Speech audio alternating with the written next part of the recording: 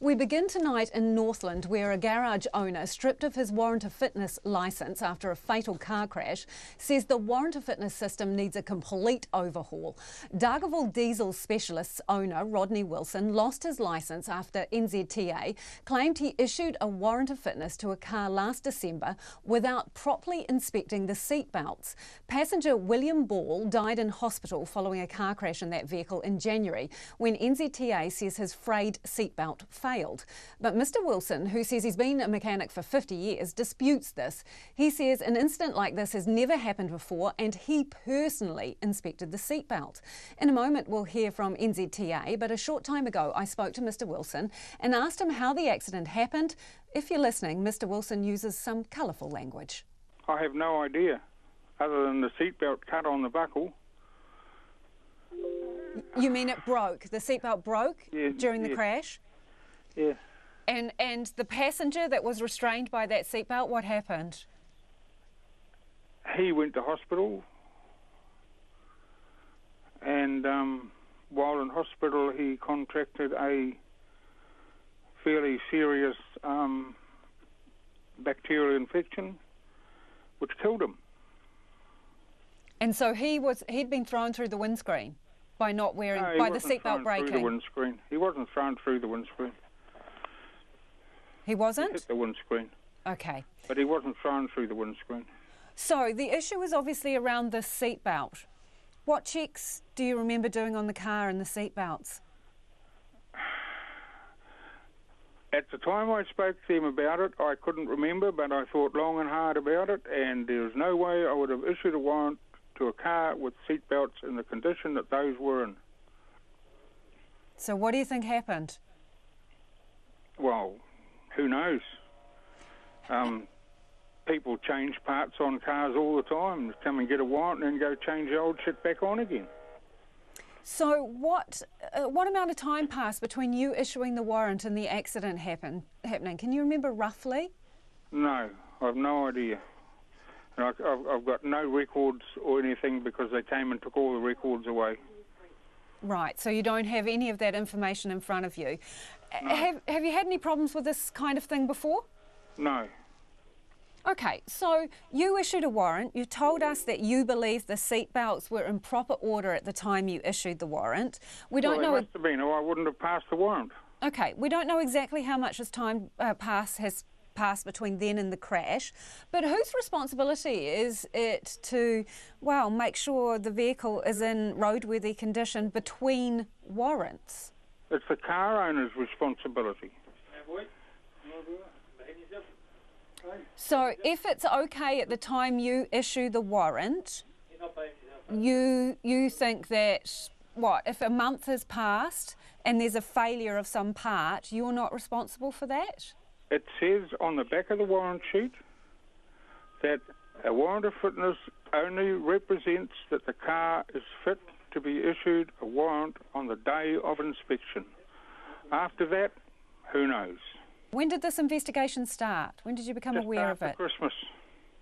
Right, so the accident was in January, as I understand it. Is that right? Yep. Well, just after that, they started the investigation.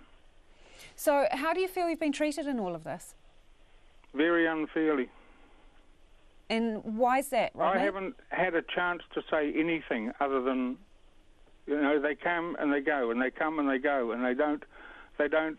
The biggest problem is they do everything they can to upset you, and then when they get upset, they say, "Oh, you've got a problem with the system." Who are you talking about specifically there? I'm talking about the NZTA? New Zealand Transport Agency. Right. Okay, so you've been how long in the business, and what would you say about your track record? I have been in this trade for 50 years. And I've owned this business for probably just over 15 years, about 15 and a half years, and I've never had a problem until now.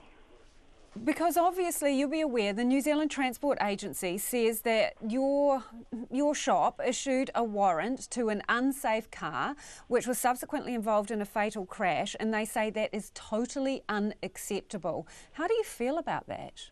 I feel really bad about it, but the crash wasn't a fatal crash. The man did not die of the injuries from the accident. That's Rodney Wilson, the owner of Dargaville Diesel Specialists. Now, he went on to tell me that he was unsure whether he'd face charges, but he said he'd been interviewed by police. He told me the situation had taken a real toll on his health. I've ended up in hospital from stomach ulcers caused by the stress of all this shit. Almost died, had to have blood transfusions, and I'm still not right. I went for a scan yesterday to check up on a few other bits and pieces. And I won't know for 2 days whether that's right. I was a picture of health before this shit happened.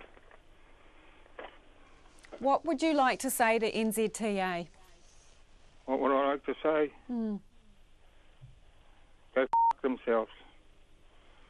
What options do you have? I think they should be investigating their own backyard, right from the top down, because the whole system is up. And what options do you have now? How do you mean, what options? Well, can you appeal this? Is there anything you can do? I'm not going to do anything. I'm just going to sell up and retire. I just think that the whole system needs looking at, and the part that gets me is where you can override a VIN number and you can change things so that it goes through, and you shouldn't be able to change anything. If a VIN number's not right, the vehicle shouldn't be able to get a warrant, and it should be up to the drivers. Those 12-month warrant of fitness, as you had people coming in here after 12 months and the wires hanging out of their tyres. And then when you say, oh, your tyres are buggered, oh, are they? Well, they don't even look at them. Do you think there's too much time in between warrants? Too much can happen with car parts and... Far too much time, even for new cars, because tyres and brakes are the two things that seriously cause problems. And if your tyres are buggered, you're going to crash. That is Dargaville Diesel Specialists owner Rodney Wilson.